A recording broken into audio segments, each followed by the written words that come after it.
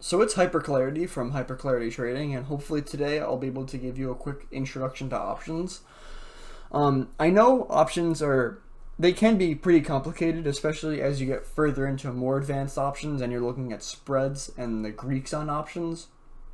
But just try not to get discouraged, and don't think to yourself that you're not smart enough to learn this, or don't get too frustrated and give up, because I didn't understand it at first either. Not many people do, and it took me a lot of different YouTube videos I had to watch, and I had to gather all this information until it kind of started to make sense in my mind. And then now I know options like the back of my hands, and I'm very comfortable with them. So don't give up at first, and it will start to make sense.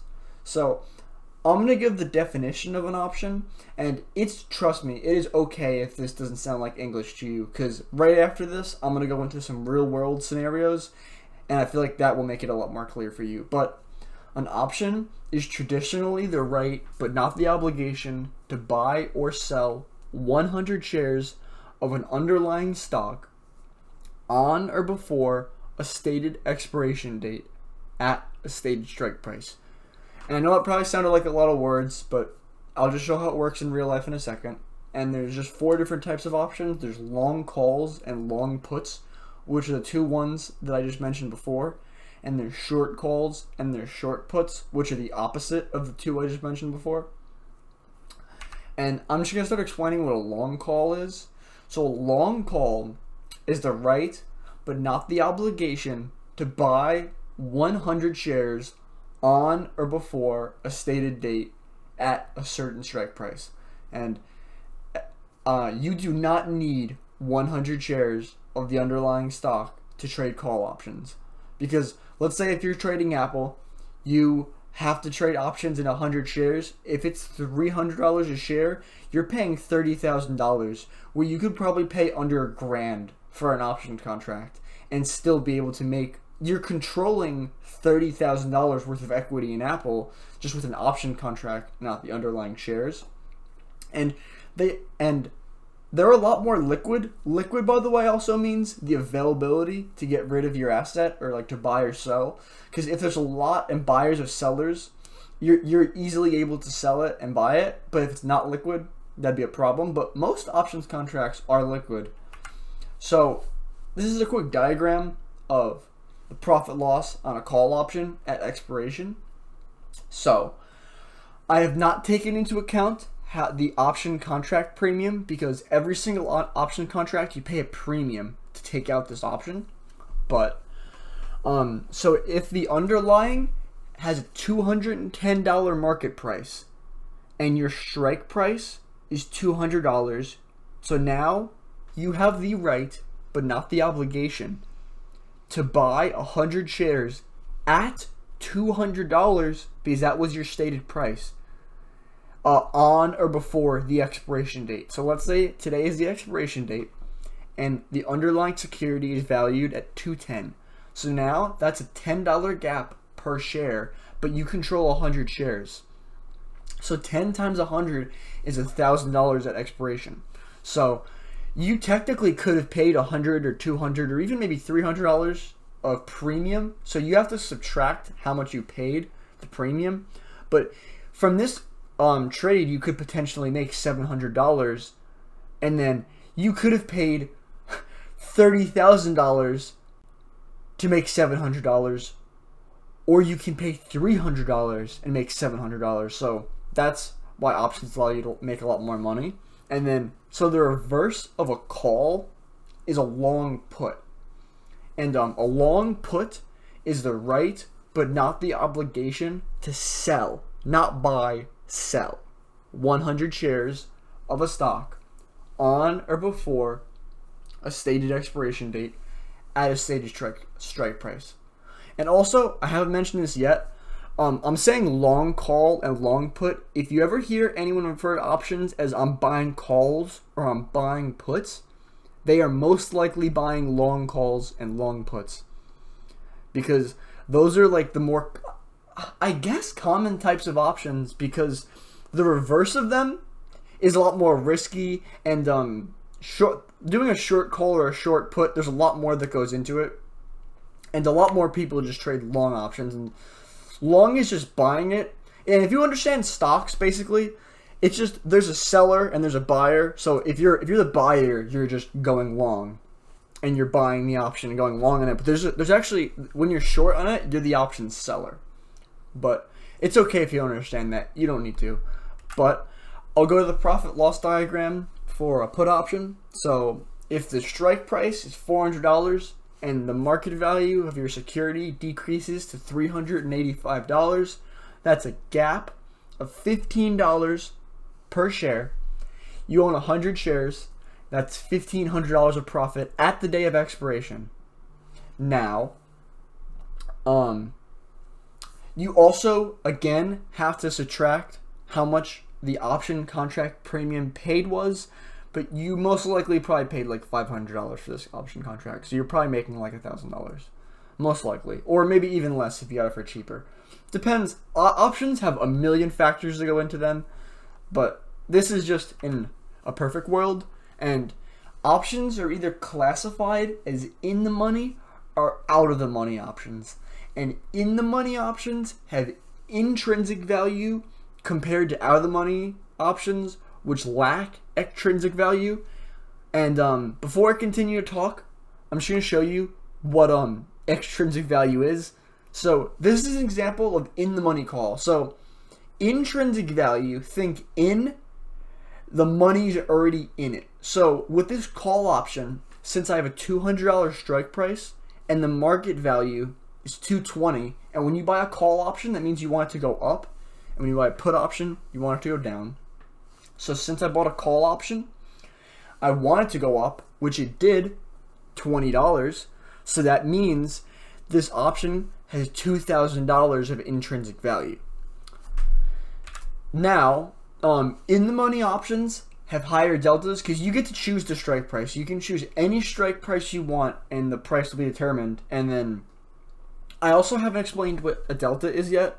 The delta is just how much money you make per the stock moving $1.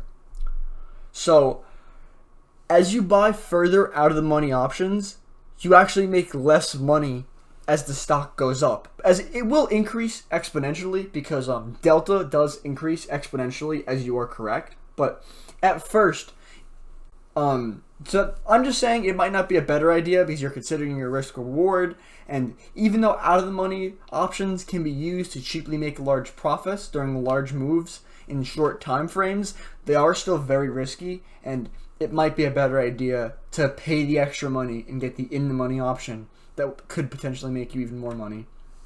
So this is an example of an in the money call like I just explained before. So a call, you want the stock to go up. A put, you want the stock to go down, because your call, you're buying it. So when you're buying it, you want it to go up so you can buy it at a lower price. And a put, you're selling it. So then you want it to go down so you can sell it at a higher price than it's at. So this is just showing how there's $2,000 of intrinsic value at expiration. But I'll show you an example of an out of the money call. So this call has zero intrinsic value because the strike price is $220 while the market value is $200. So if this option were to expire, I have the right but not the obligation to buy 100 shares at $220. But what does that mean to me if I can go out to the market and buy it for $20 cheaper? It means nothing to me. So it has zero intrinsic value. And if it passes the expiration date, it will expire worthless, and the option contract premium will be gone.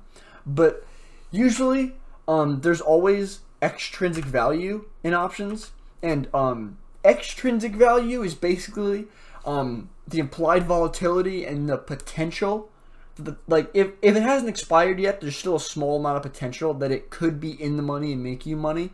So you're paying, when an option has zero intrinsic value, you're just paying for the potential that it could have intrinsic value. And then if on the same day too, if it does passes the strike price, you now have intrinsic value and extrinsic value, and the extrinsic value will slowly decrease as it gets closer to expiration. And extrinsic value, are things such as implied volatility, the days till expiration, the open interest. So basically the implied volatility, so basically if a stock moves more, the options are going to cost more because there's a higher probability of you being right or just making money, because if an underlying stock moves a lot, there's a high, like, it's just easier to play it, so it's unfortunately more expensive. DTE, if you ever hear that, it always means days till expiration, and options lose value exponentially as they go toward their day of expiration. There's also the open interest, which is the sensitivity to an interest rate change, and volume affects it, and obviously the biggest and most important is the underlying stock price, because the underlying stock price is really all that matters when you're trading an option. That's what you're primarily focusing on. And I explained before intrinsic and extrinsic value. So extrinsic value is the value of the option that is based on potential alone and is usually just the contract premium. So like I said, all out of the money options are just extrinsic. But intrinsic value is the value the option would have if it was exercised on that specific day, regardless of the expiration date. So basically, if you were to exercise it, and I don't remember if I said this yet, but exercising, I've talked about you have the right but not the obligation to buy or sell 100 shares. When you exercise, you're taking the right but not the obligation, and now you're taking advantage of it. So you're either going to buy or sell 100 of those shares. That's what exercising is. So if you were to exercise it on that day, basically just how much money is in that option, how much intrinsic value you have. And intrinsic is the money in it. Now, I mentioned a lot of times, options are actually a lot more liquid than you think, but options can only be bought or sold between 9:30 a.m. Eastern Standard Time and 4 p.m. Eastern Standard Time on weekdays, not Saturday or Sunday. Normal stocks can be bought or sold during market extended hours, but options only trade from 9:30 until 4, whereas stocks can be traded in the aftermarket. So that is one difference. Some interesting facts about options. In the UK, options actually cannot be exercised early. Well, in the US, options can be exercised early, which I think is very interesting. And I actually don't know the reason for that. And I've mentioned this before, but you can control a lot more equity worth of an underlying stock buying options compared to buying the shares outright. And that is why a lot of people get rich trading options, because you can make these huge profits where it would have costed you $30,000 to buy all these stocks, and you're sitting here paying these small options contract premium. But I hope that clears it up. If there's anything else that you guys are confused about that you'd like me to explain, feel free to leave a comment below. But thank you for watching, and if you enjoyed, please leave a like and subscribe, please, and have a great day.